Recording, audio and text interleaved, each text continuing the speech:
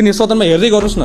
म यहाँ उभिनेपछि सबैजना कसरी हेर्नुहुन्छ, अब सुदन गुरुङले गृहमन्त्रीले के चिप्लाउँछ र त्यसलाई भाइरल बनाउँला भनेर बुझिरहेको हुन्छ। त्यो हो तरिका। तर त्यही पनि कतिजना मानिसज्यूहरू विपक्षी मानिसज्यू भए पनि मलाई माया गर्नुहुन्छ, म देखाएको छु। हाम्रै मानिसज्यूहरू धेरै माया गर्नुहुन्छ।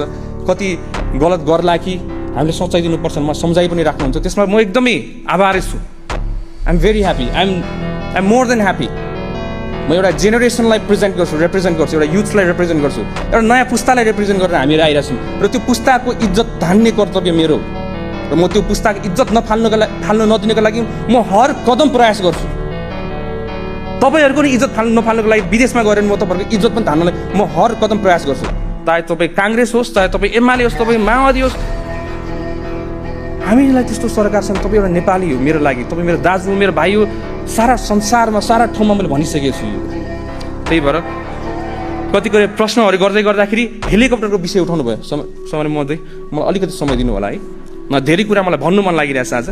यो हेलीको विषयमा अब धेरैजना मानिसहरूले उठाउनु भयो। हेली, हाम्रो त्यो हेली पानीमा खोलामा गाडी छिरो, हेली किन गएन?